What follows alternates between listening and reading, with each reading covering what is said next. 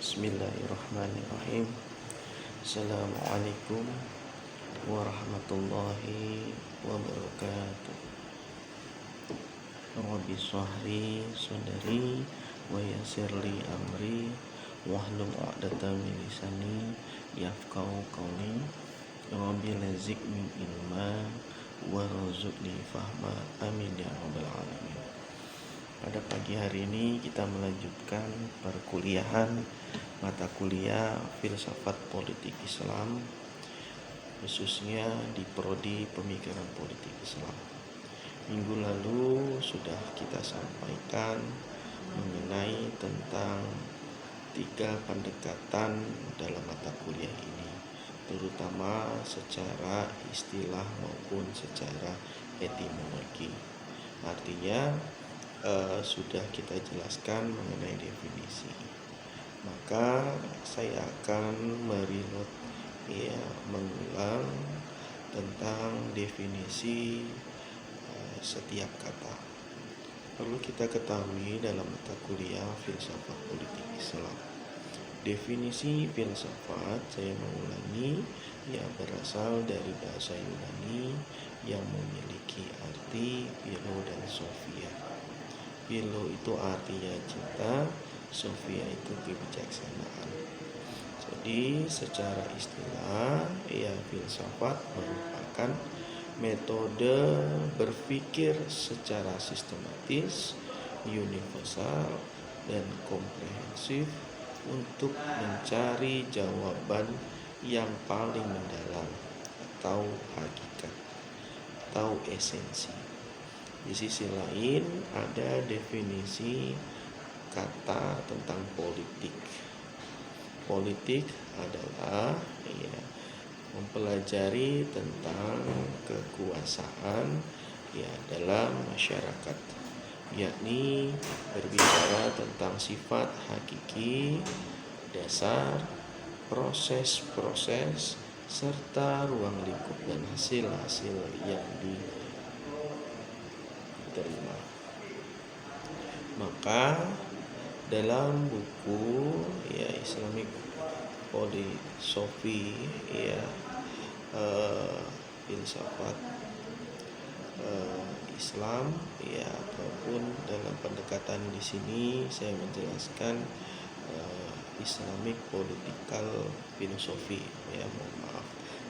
maka fokus sarjana ilmu politik dijelaskan dalam buku ini pada perjuangan untuk mencapai dan mempertahankan kekuasaan, melaksanakan kekuasaan dan pengaruh atas orang lain atau menentang pelaksanaan kekuasaan itu.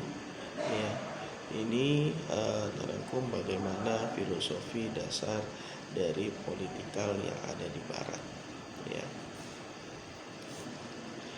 Kata Islam di sini saya akan mengulang minggu lalu memiliki definisi Islam itu sebagai suatu agama, agama yang diwahyukan untuk umat manusia yang dibawa oleh Rasulullah Shallallahu Alaihi Wasallam. Namun dalam mata kuliah filsafat politik Islam, di sini Islam merupakan pendekatan metode kehidupan yang unik, cara kehidupan yang berbeda. Maksudnya Islam memiliki dimensi komprehensif, dimensi secara universal yang mengatur seluruh sendi-sendi kehidupan umatnya, dibandingkan dengan agama atau ideologi lainnya. Jadi Islam ini agama yang disempurnakan oleh Allah, dan itu kita harus yakini, agama samawi terakhir yang dibawa Rasulullah Shallallahu Alaihi Wasallam. Maka secara al-wilayah, secara konteksnya, ajaran Islam bukan hanya berbicara tentang akidah, bukan berbicara hanya masalah ruhaniyah, spiritualitas semata. Di sini ya Islam mengajarkan seluruh dimensi dalam politik juga atau dalam dimensi siasat.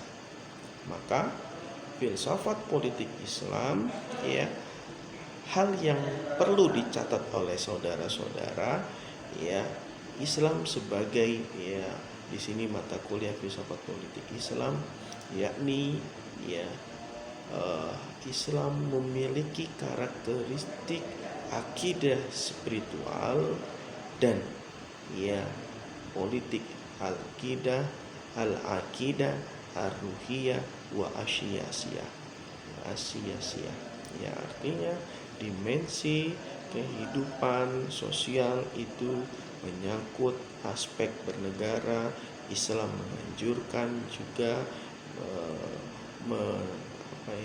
mendekatkan agama, ya, tidak terpisah dengan konteks negara.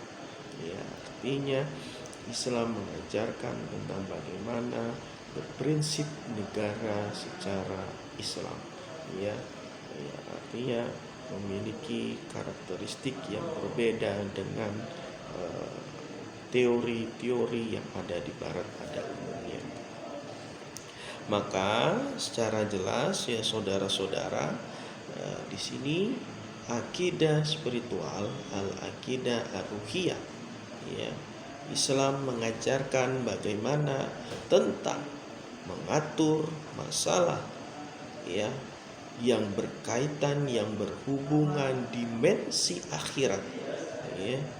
Jadi secara vertikal kita tauhid, ya, kita memiliki keyakinan, ya, manunggaling kaula Gusti dalam ajaran Syekh Siti Jenar, ya, itu intisarinya pada tauhid, ya, wahdatul wujud. Tetapi dalam konteks ini, ya, al-aqidah ruhiyah yang kita pelajari, maksudnya kita berbicara tentang berhubungan juga dengan akhirat, seperti, ya, kehidupan setelah kematian, surga dan neraka, pahala dan siksa, ya. Berikutnya juga akidah ar-ruhiyat berbicara tentang konteks ibadah, ya, ibadah maqdoh dan ibadah khairul maqdoh.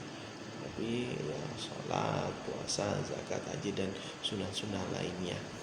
Dalam konteks akidah politik atau siasah, ya, disinilah Islam bagaimana mengatur tentang konteks urusan kehidupan, ya, seperti berpolitik, ya, kehidupan ekonomi, sosial, pemerintahan, pendidikan, ya, hukuman dan sebagainya. Maka apa yang dianjurkan oleh Rasulullah SAW ketika itu semasa, ya, pemerintahannya, Rasul selalu mengedepankan nilai-nilai al-adl, nilai-nilai keadilan, ya, dalam hukum, ya, bukan hanya dalam hukum tetapi adil dalam segala pembicaraan. Berikutnya Rasulullah SAW selalu menanamkan nilai-nilai musyawarah, ya, di sini bagaimana pengambilan suara, dan Rasul sendiri orang yang sangat demokratis, yakni Rasul mendengarkan berbagai masukan dari para sahabat, ya. Itulah konsep bagaimana yang ditanamkan oleh Rasulullah SAW dalam bernegara.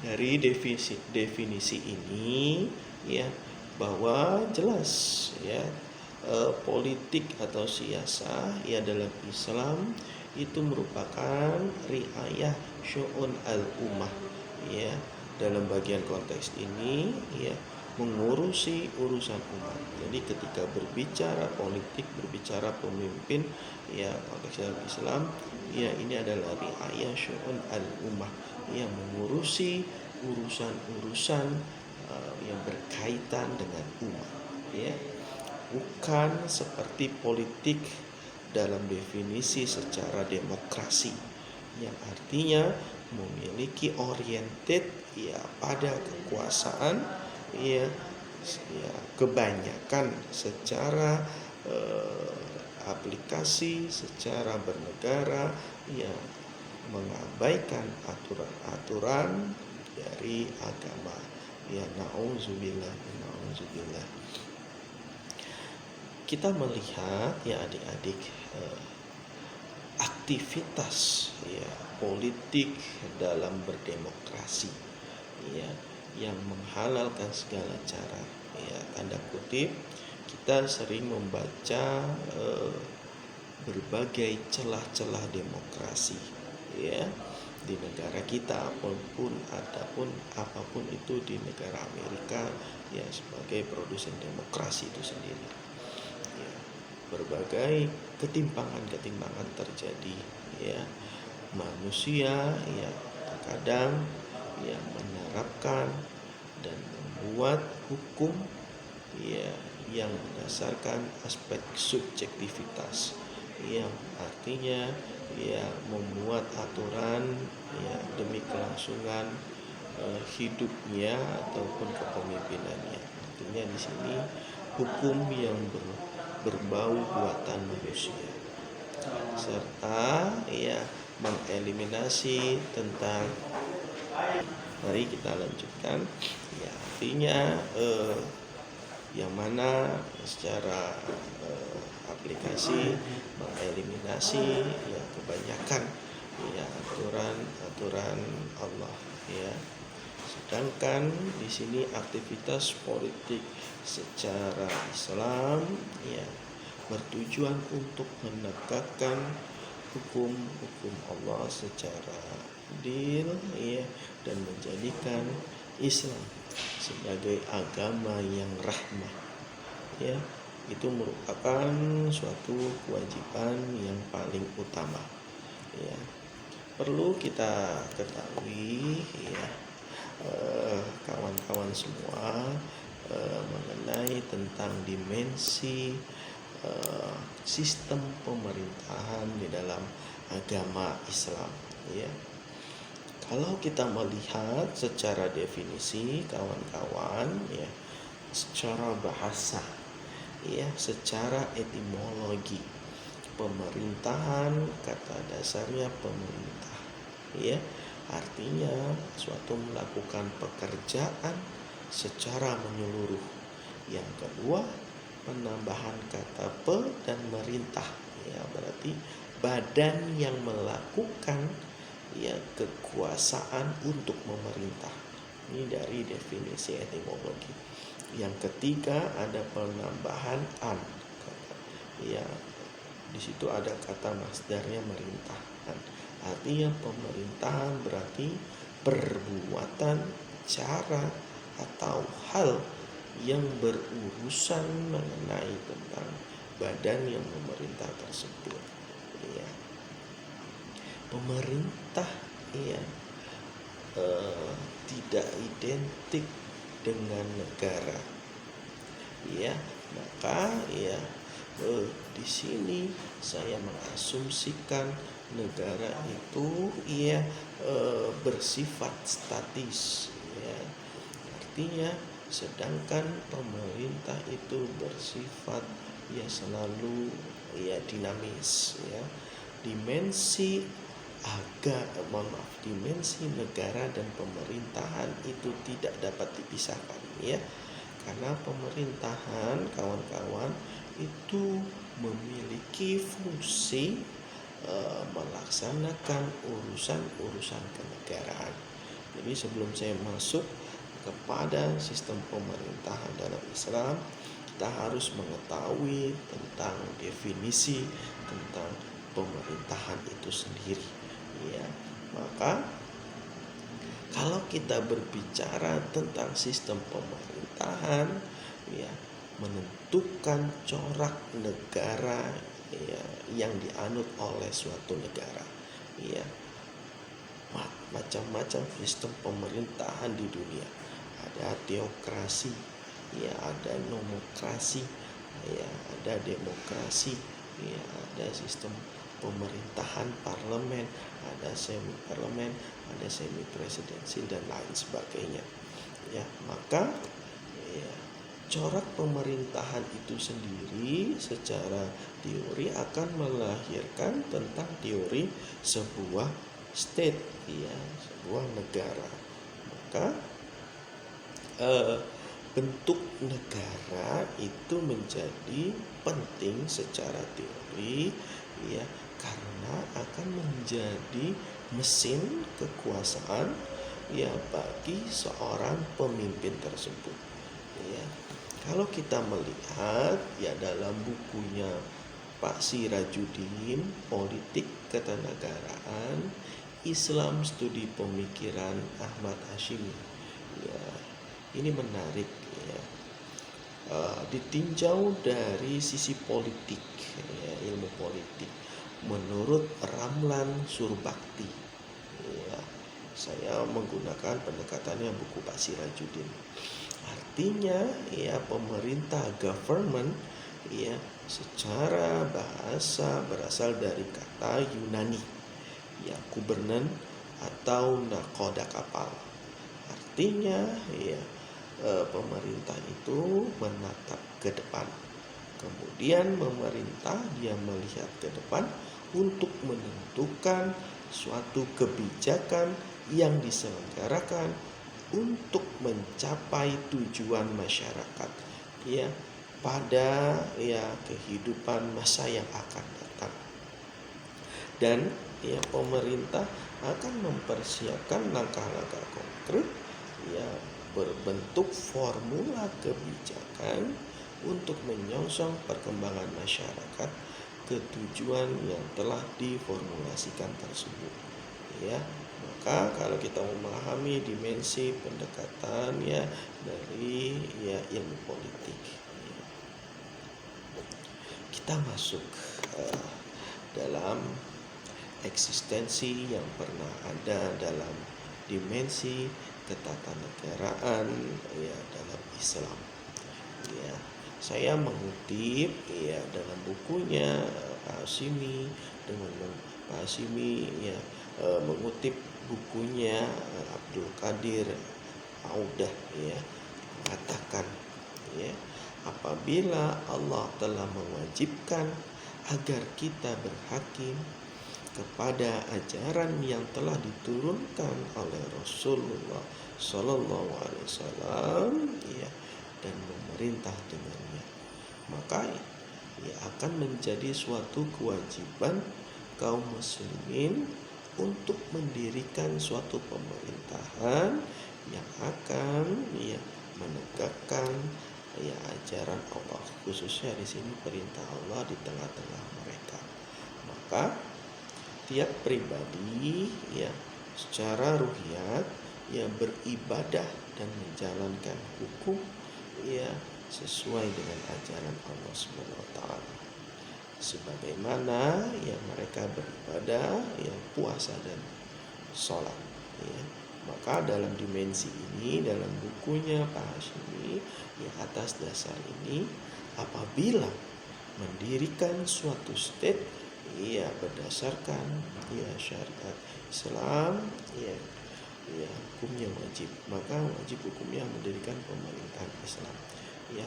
Tetapi, ya, kita melihat, ya, konteks di sini, ya, dengan pendekatan lain, ya, artinya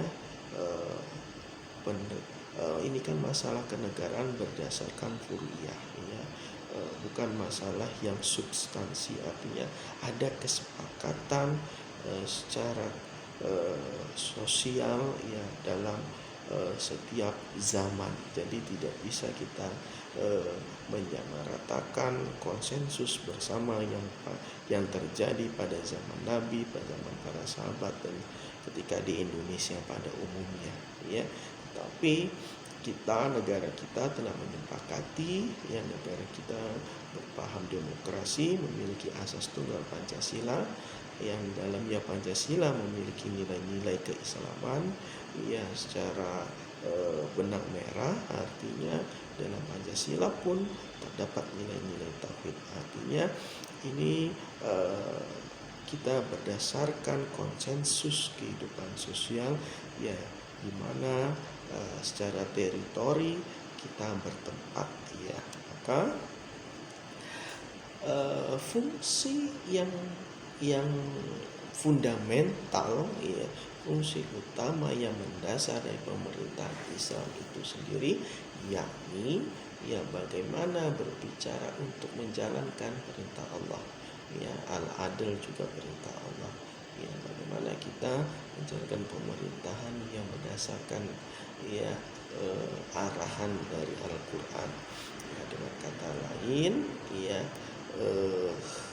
tujuan negara di sini yang pada aspek Islam memusnahkan syirik, ya, dan menguatkan Islam sebagai suatu ideologi, ya. Maka aspek-aspek, ya, yang berkaitan dengan kehidupan sosial seperti zakat, ya, seperti mengerjakan amar ma'ruf itu dapat dirasakan, ya, untuk kepentingan kemanusiaan, ya, ya, bukan dalam aspek kalau kita berbicara keindonesiaan bukan hanya berbicara tentang dimensi apa yang ditawarkan oleh Habib Rizik dan kawan-kawan ataupun yang menerapkan negara Islam Indonesia yang mendasarkan, memaksakan ayat-ayat Al-Quran untuk, ya,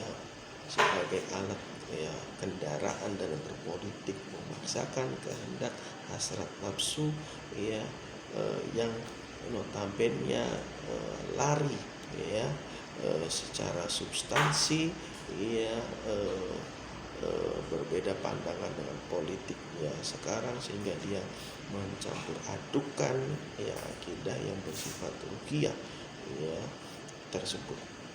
Maka dalam dimensi Islam, politik Islam, saya dalam buku yang Hashimi, ya, ada 3 pokok utama, ya, yakni berbicara tentang keadilan, ya, keadilan pemerintah, ya, berbicara tentang ketaatan rakyat, ya, berbicara tentang musyawarah, ya. Dalam arti ini, ya, artinya hubungan negara dengan masyarakat, dengan civil society-nya, ya, artinya memiliki harmonisasi, ya, manusia di dalamnya mentaati segala aturan apa yang ditetapkan oleh negara. Karena manusia dalam bernegara dia bersifat subjektif dan objektif dalam melakukan, ya, kegiatan tersebut. Kita lanjutkan, ya. Rasulullah Shallallahu Alaihi Wasallam, ya, dalam aspek pemerintahan tentu ketika zamannya tidak mengenal tentang sistem presidensil, tidak mengenal tentang sistem parlemen, ya, tetapi, ya, kedua sistem tersebut lahir di atas kondisi yang berbeda-beda, ya, di dalam suatu kehidupan, ya, bernegara. Itu Rasulullah, ya, tidak menganut paham parlemen atau semi presidensil atau presidensil atau semu lainnya. Saya mengutip dalam beberapa buku khususnya, ya, apa yang tertera dalam bukunya politik Islam Pak Hasan Al-Banna, ya, artinya berbicara tentang, ya, khilafah pemerintahan Islam tidak dibatasi oleh secara teritori, ya, tidak dibatasi tentang suku dan bangsa, ya. Poin pertamanya yakni pada kekhalifahan Rasulullah dan para sahabat itu berdasarkan akidah, ya. Artinya ketika itu, ya, Rasul bukan hanya mengurusi agama, ya, tetapi Rasul yang mewakili kehidupan kenegaraan, ya.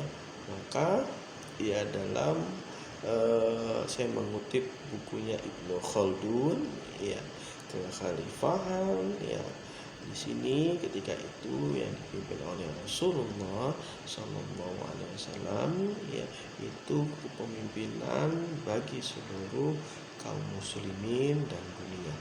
Ya, ketika itu ya Rasul yang menegakkan ya apa yang di syariat Islam dan memikul ya dakwah Islam ke seluruh dunia pada konteks awal-awal ya pemerintahan Rasulullah Shallallahu Alaihi Wasallam. Ya, maka ya selepas ya Rasulullah SAW wafat, ya maka ijma dari para sahabat ya terus ya melanjutkan estafet pemerintahan ya apa yang dipesankan oleh Rasulullah SAW, ya bagaimana menjalankan dan mempertahankan agama dan menjalankan kepemimpinan dunia. Ya, itu konteks yang pertama dalam bukunya Pak Hasan Al-Banna. Ya, maka ya, konsep yang kedua ya Islam menganggap ya pemerintahan sebagai salah satu sistem sosial yang dibuat ya untuk manusia, artinya untuk manfaat manusia itu sendiri.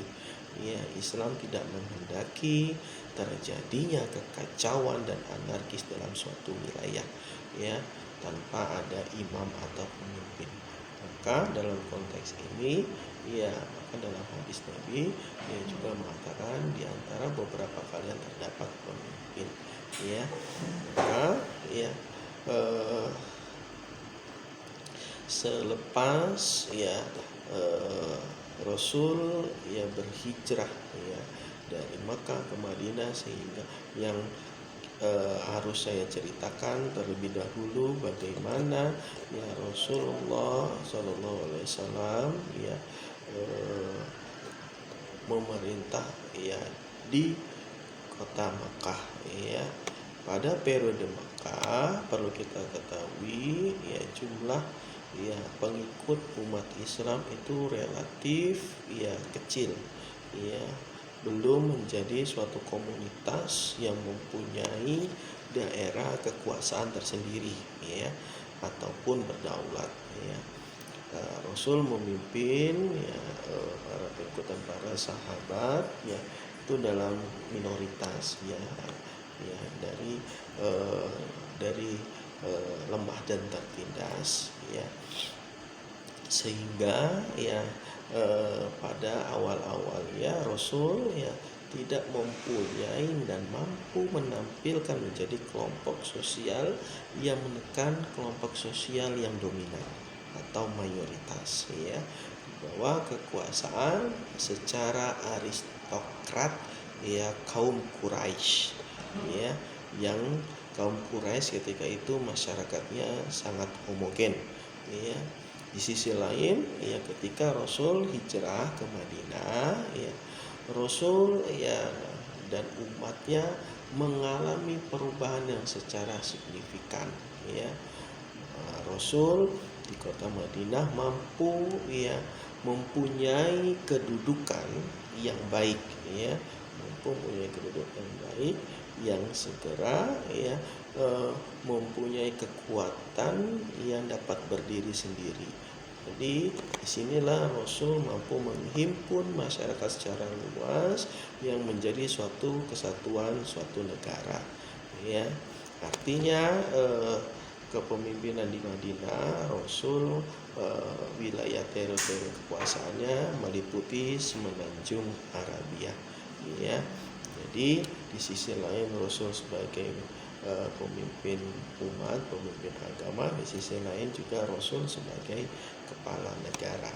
Nah, apa yang dilakukan Rasul dalam negara dalam tercantum Piagam Madinah ya, praktek pemerintahan Rasul ya Rasulullah Sallallahu Alaihi Wasallam ya, Rasul selalu bermusyawarah kepada para sahabat ya, dan Rasul membagi tugas ya kepada para sahabatnya. Ya, ini tatkala saya berbicara Rasul sebagai kepala negara, ya kawan-kawan semua. Ya, artinya Rasul tidak melaksanakan pekerjaan kenegaraan itu dengan sendiri, ya, yang bersifat otoriter misalnya, ya.